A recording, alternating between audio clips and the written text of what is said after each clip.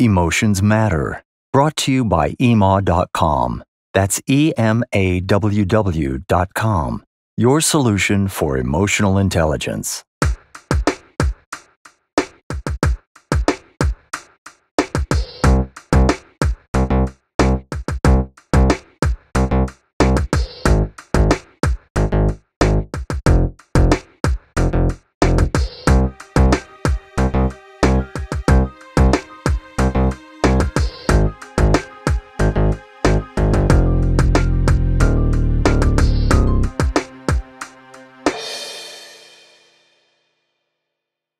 Thank you for joining us on the Emotions Matter podcast. Our guest today is Vanessa Van Edwards.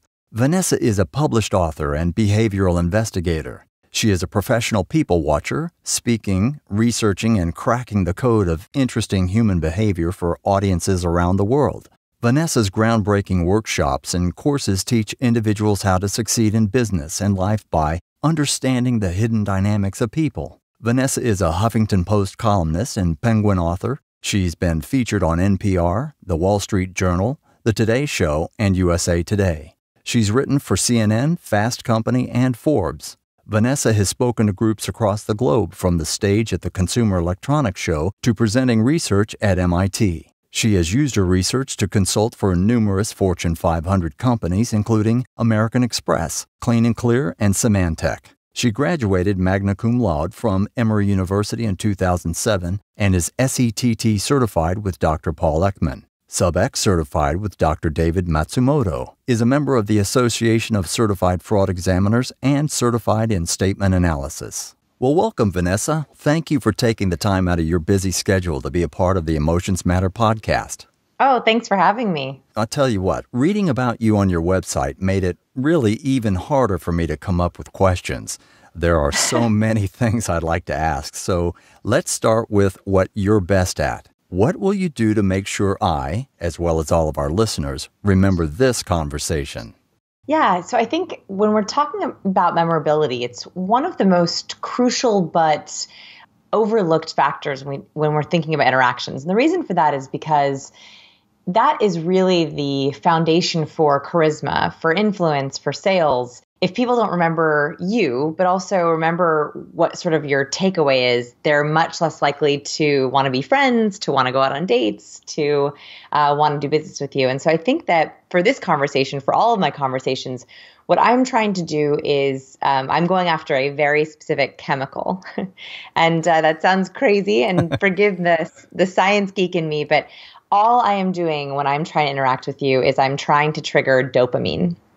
So dopamine is this fantastic little chemical that we produce when we feel pleasure. It's also the chemical, if I were to say to you, I have a present for you, your brain would begin to pump dopamine, which is what we feel when we get rewarded, when we have presents. It's the chemical of pleasure. And what's really cool is I don't have to be a magician carrying around gifts in my purse to give you to get dopamine. We get dopamine when we have stimulating conversations. So the worst thing I could do is A, ask you questions that you've been asked a million times before. B, answer in ways that I've answered in that way before, or give you cliches you've heard of. So for example, if you were to ask me about people skills, and I were to say, just be yourself. Be authentic. Find your passion. Be interested to be interesting. If I were to say all of those cliches that we've heard a million times before, it would be fine. It would be a good reminder. It's always good to be reminded to be interested, to be interesting. But your brain would be still on autopilot. I wouldn't be triggering any dopamine at all. And so my goal is to tell you stories, try to tell you jokes, although I'm not very good at that. Try to make you laugh.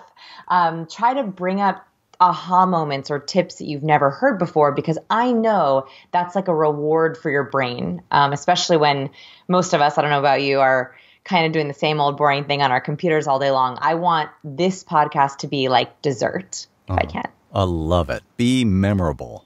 So I'll tell you, the first thing I read about you is that you're a, quote, recovering boring person. Tell me a little bit about that transformation. Yeah, sure.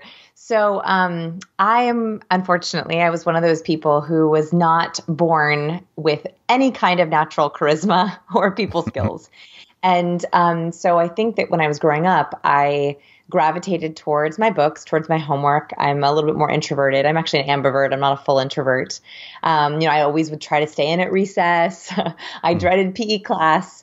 And what happened is that because I was afraid of being judged, because I was I think, afraid of criticism, I was afraid of saying or doing anything. And so I retreated into myself, which meant that I was much more of an observer. And it's not bad to be an observer. But the problem is that because I was afraid of people not liking what I would say nothing, which meant that I grew to be incredibly boring. I had a lot going on behind the scenes. You think of I think that there's like a famous metaphor of a duck and sort of furiously paddling underwater. That is exactly how it felt with me, where I was furiously going in my head, thinking of things, trying to think of good things to say. But what would come out was, yeah, great. Uh-huh. And so the moment that I realized that I needed, well, there was a couple of moments, but I think a really big one was I had met someone who had met me many times before and just never remembered me, didn't remember my name, didn't remember meeting me. And I was kind of talking to my friend about it, and he was like, I don't think that's his fault. I think that's your fault. You have to give people a reason to remember you. Mm-hmm. And I realized that not only was my retreating, not giving myself a full shot at being memorable, but it was also putting the burden on the other person. When you're really quiet interactions, or you don't give people hooks or things to talk about, or you're trying to not be boring, what you're doing is basically saying, I'm going to give you complete ownership and responsibility for this interaction. I want you to entertain me, or I want you to drive it. And that's not actually the nicest way to interact. And so I actually thought to myself, you know what, I want to take some of that responsibility too. I think it's just as much my responsibility to carry the conversation, to be engaging, and to try to also help them not be boring and observers as well, and not just have it be all on them.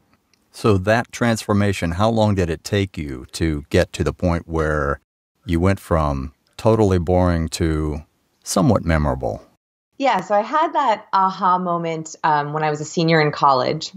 College was rough for me. I just, I didn't rush. I couldn't make it into Greek life. I was a total book nerd. I think I had tried to be a triple major, but they didn't even allow it at my college just because I wanted a reason to stay in the library more. And senior year was like, oh my gosh, if I'm going to enter the real world, I have to catch my people skills up to my book, or my people smarts up to my book smarts. Mm-hmm. So I would say it took a concerted effort of about 2 to 3 years to really feel like I could show up at networking events. I could pitch myself. That's when my business started to take off. Mm-hmm. What's interesting, I think the reason it took so long, I don't think it has to take that long, which is one of the reasons why I started my business many years later, was that it seemed like everything was quite scattered.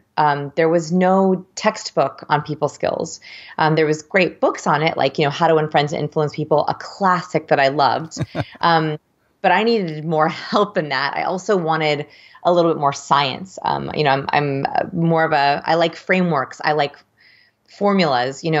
When someone says to me like a soft skill of, be yourself, or just be nice, make friends, show up as your best self. Those are all great, but I have no idea what they mean. I need it more enough, black. Right? Yeah. I need it more black and white. I need more specifics. So I was like looking at anthropology textbooks. I was looking at psychology textbooks. I was reading Dale Carnegie and Malcolm Gladwell, and there was like little nuggets in each one. And so I would keep these journals where I would write down the specifics or the tidbits in sort of one place. And it ended up being this big stack of journals. And I realized that I could not be the only person in the world struggling with it. Like, there's no way that I could be the only one who felt like they needed a computer programming guide for humans. Mm-hmm. And so that's when I started to codify and make a framework out of the idea of interpersonal intelligence being hard skills. Was there someone specific that you studied that was a bigger influence than others, or was it a combination of everybody? Yeah, that's an interesting question. Actually, I would say that the real tipping point, there was one person. The real tipping point for me was when I discovered Dr. Paul Ekman's research. So I don't know if you know him, but he is an amazing researcher, now a mentor. He's kind of the king of nonverbal behavior, especially facial expressions. And he discovered what's called the microexpression, which is a very, very quick, involuntary facial gesture that we make when we feel an emotion. He discovered there are 7 universal microexpressions. And I stumbled upon his book, one of his books, Unmasking the Face. And it was just the first time it was a really serious look at how to decode faces, which is something that, again, I had been sort of told before, like, well, does he look happy? Just try to read his body language. I'm like, what does that mean? What, well, how do I even begin to do that? So Dr. Ekman had a science, a real research, heavy research behind microexpressions, and then a very simple framework for it. Mm-hmm. And it was like a switch. I remember reading that book, putting it down, and it was like someone had turned on my world in high definition. Like I had been watching standard definition my entire life, maybe even black and white. And all of a sudden someone had given me color. I can't even begin to explain the difference in my entire life from that book. And I thought to myself, first of all, everyone needs this. Why is this not taught in schools? Second, and that's why I teach it so much. And then second, how can I do this with all kinds of people skills? So there are 7 facial expressions, which is, only one chapter in my book, but what are the other hacks? What are the other science frameworks that people would know? And so that was really influential for me. Terrific. So let me ask you something. When someone is boring or uninteresting or just not memorable, what's behind it? Is it like fear of rejection? So I think, fear is an interesting one. Yes, I think that you're right. I think there's a fear there. I don't think it's necessarily rejection. I've thought a lot about fear. We've done a couple of research studies on fear in our lab. And what I've found is that fear is this really interesting emotion, and I call it a cross-dresser. And the reason why is because fear is one of the only emotions that dresses up as other emotions.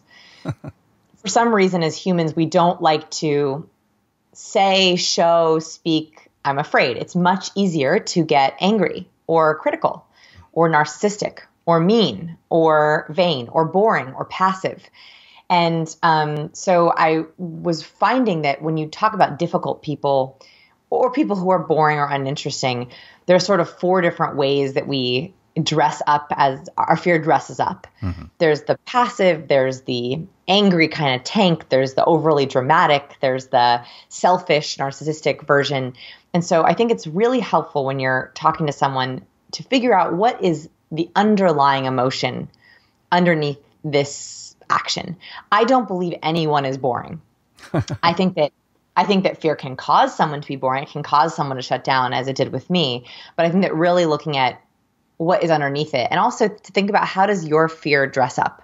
Mm-hmm. When you are on your worst day, what is your fear dressing up as? What do you default to? If you're having a bad day, what do you switch into? Like for me, I either become really passive, so I shut down, or I want to keep everything really surface. I don't want to dig deep. I don't want to be intimate. I don't want to build connections. I sort of want to hold back and create distance between me and other people, which is the worst thing you can do if you're having a bad day, right? You want to create connection. And so that I think is that was hugely helpful for me personally, but also in interacting with people who are being difficult.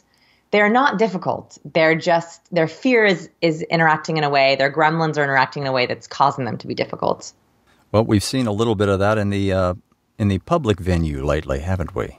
Political venue lately. Very much. Yes, I think that more and more, I tweet about and write for the Huffington Post about the body language in the presidential election. So it was a very busy few months for me.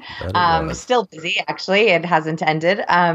What's interesting is, we used to, as a society in the U.S. specifically, kind of demand a kind of presidential persona, right? There was a accepted way that a president should be, and that personality was sort of one brand of charisma. And you were meant to leave your difficult days behind. You were meant to cover up drama or emotions. In this election, more than any other, And recently, it's become much more acceptable for politicians to show emotion, anger, contempt, disgust, fear, surprise, sadness. They're all coming out, and they used to be covered. And it's a bit intoxicating for the public because it's new, right? We like new things. That triggers dopamine. And so even though we don't like to see someone who's contemptuous, it's very exciting because it's new. So that is coming out, I think, in interesting ways. Very interesting ways.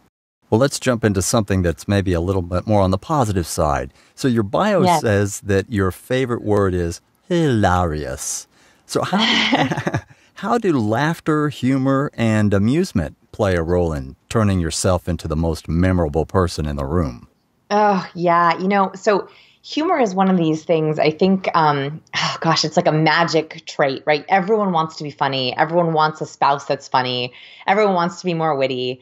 But it's a really hard thing to learn. And I actually think that humor is one of the greatest marks of intelligence.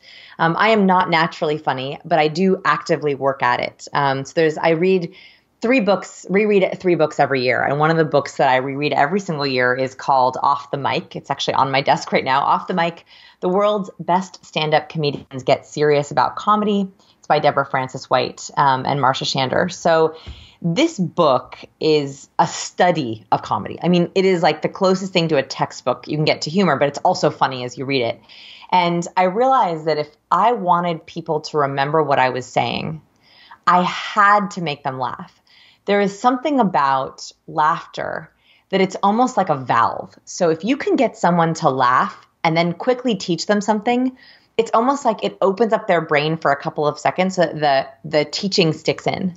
So when I'm presenting, I do tons of corporate presentations. I mean, that's the bread and butter is corporate presentations, or in my online courses. I always try to make sure that I'm making some kind of chuckle or laugh, if I can, every 3 minutes. Wow, that's a lot. Every 3 minutes. Every 3 minutes, yeah. I mean, most of our online courses are, are like, 3 to 4 hours. Our people skills course, I think is 8 hours.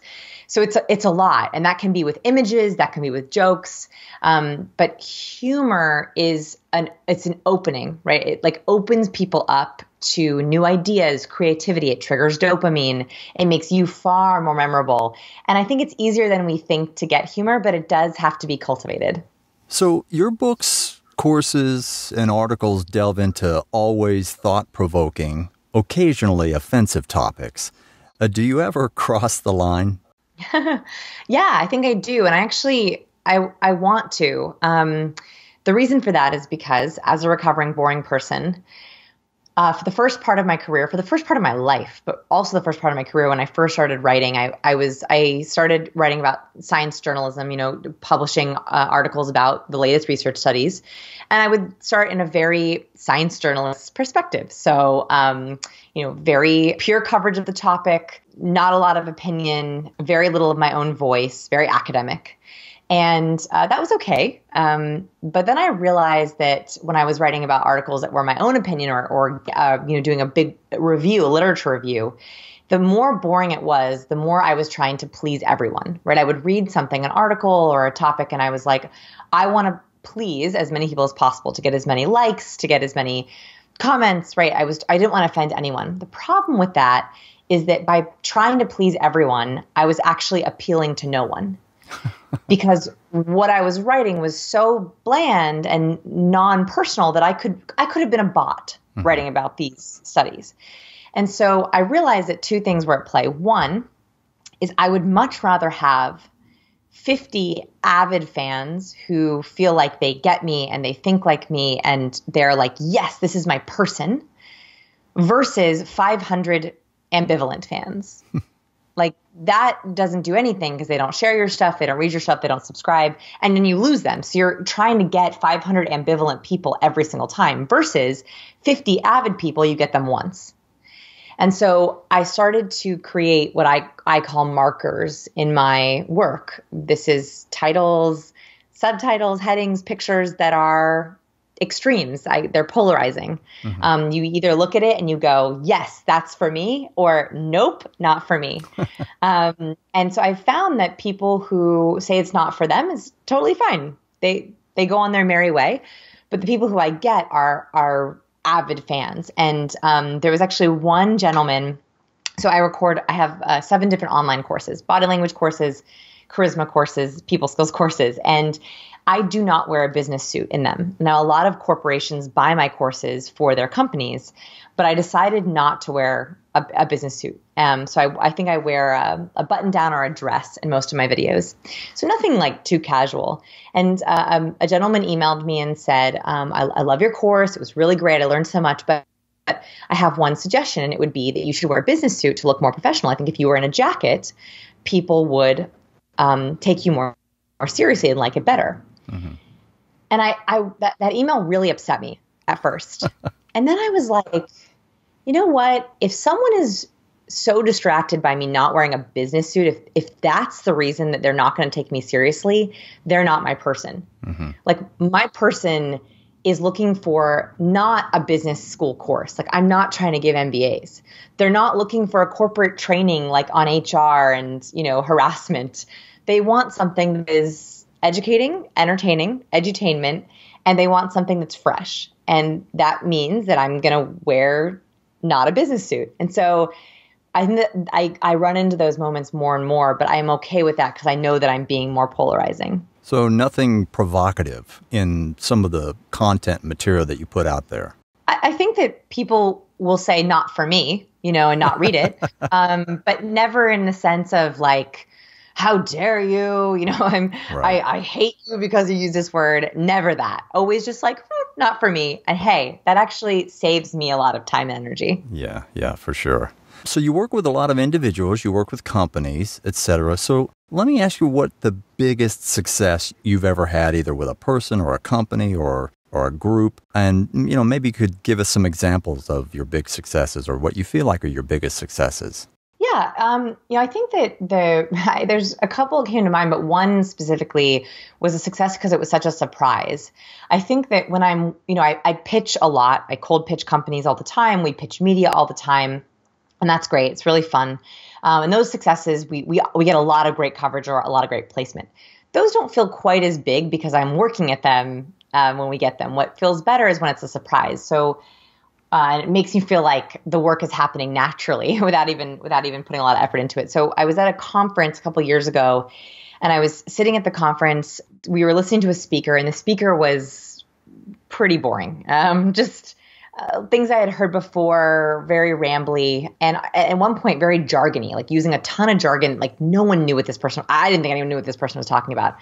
And I believe that radical honesty is incredibly important. I try to be vulnerable. I try to say when I'm afraid, and that's something that I live by. I also think, from a scientific perspective, from a memorability perspective, that's also a really important thing. So I turned to the woman next to me and I said, I'm so sorry. I don't know what that word means. Do you? Because I didn't. and I was like missing what was happening. And she laughed and she said, I have no idea what it means either. And it was this really interesting moment of vulnerability where usually you don't admit that you don't know a word, right? Like that's not something you do. And so we started chatting, and the break happened, and I was talking to her as if she was an old friend, which is how I try to talk to most new people that I know. It's how I'm trying to talk to you, John, too. Mm-hmm. Even though we just met, I want to be open with you. And so I was just chatting with her, and she said, what do you do? And I also didn't bring up what I do. And that's something that I've also learned, that if getting into the what do you do, where are you from questions are like the most boring anti-dopamine questions. So what do you do? And so I say, I run a human behavior research lab. We do research on people. And she was like, wow, that's fascinating. And she pulls out her card, and she's head producer for CNN. And I was like, well, if I had known that, I maybe would have not asked what a word meant in the beginning. But actually, it bonded us very quickly, and we chatted for the rest of the time, and she ended up giving me 2 columns on CNN. She put me on a bunch of different shows. I got to go on Ali Velshi when he was on, and Dr. Drew, and it was just the start of a really nice friendship and relationship. I never would have got on CNN by my own because I'm not a PhD, and so that was a huge success because it was so organic. And I was using principles that I had to learn. I didn't say natural. Those principles did not come naturally to me. But because I had really internalized them, they came out organically, and I made a great friend and colleague. So that was a huge, and those CNN segments have brought me an incredible amount of work and other media. That is an amazing story. It really is. So I tell you, it's pretty obvious that everyone really wants to achieve what you're trying to give them. But my question is, why? Why do they want it? Why do people want to be interesting? Is it a yearning for attention, or is it like the desire to be the alpha in the pack, or maybe it's because they want to achieve more and make an influence on the world around them? What do you think?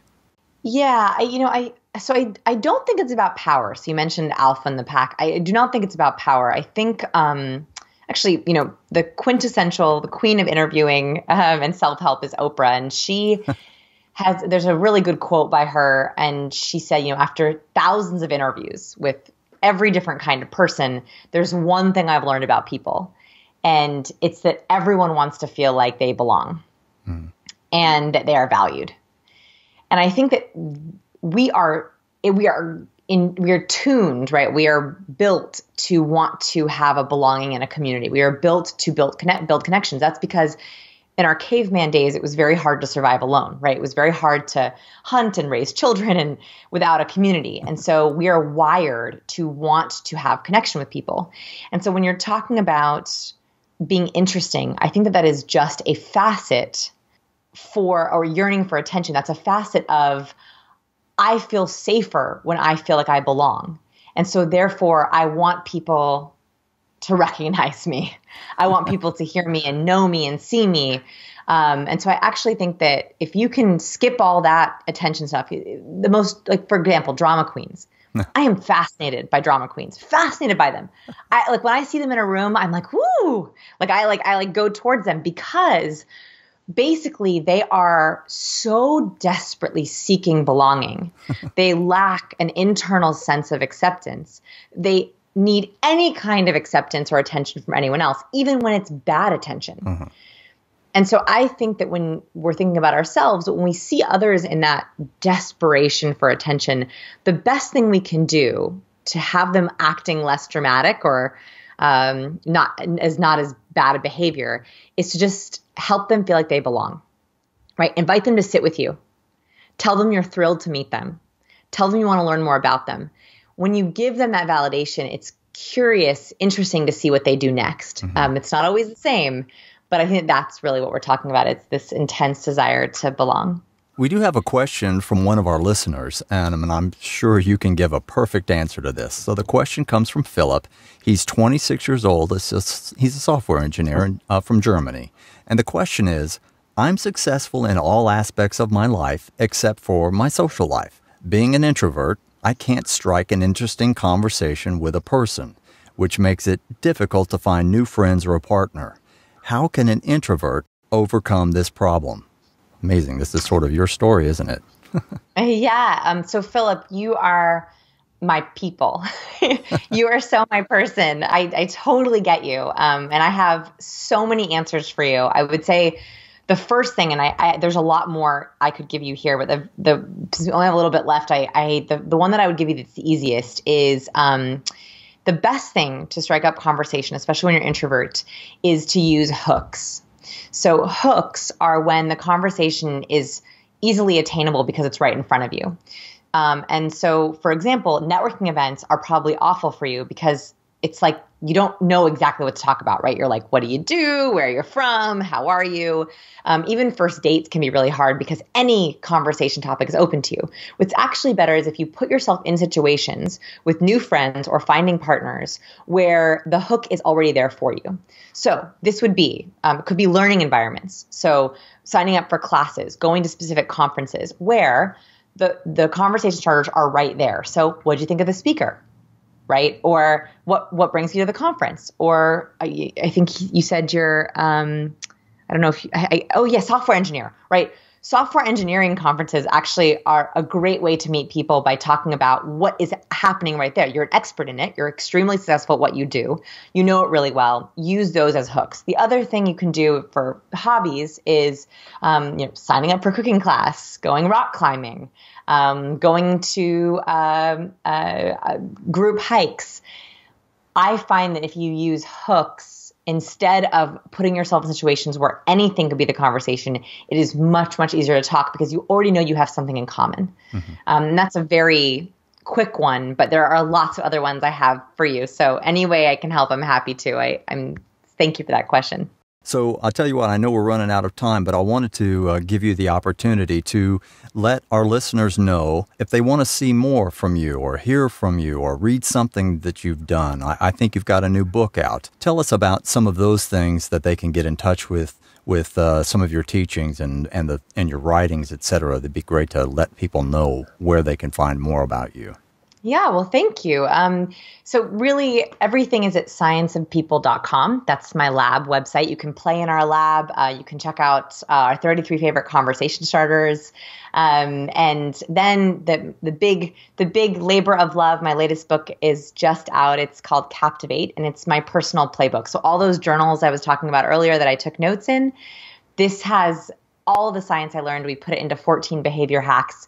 The microexpressions, Paul Ekman's chapter is one chapter. But I would be honored if anything I said resonated with you. If you're that person who maybe people skills didn't come as naturally, or you're a lucky person where people skills did come naturally and you just want to level up, I would be grateful if you wanted to check it out. So the book is called Captivate, and the website is called scienceofpeople.com. Excellent. Yep. That's terrific. Well, Vanessa, it's been terrific to have you on the show today. I really appreciate you taking the time to be with us today. Oh, thank you so much for having me, John. We hope you've enjoyed this episode with our guest, Vanessa Van Edwards. You can find out more about Vanessa at her website, scienceofpeople.com, where you have the opportunity to take a free course, 7 scientifically proven steps to increase your influence. And don't forget to check out her new book, Captivate, which is available at Amazon, Barnes & Noble, and other online sites. This is John, and I look forward to being with you again on another episode of the Emotions Matter podcast.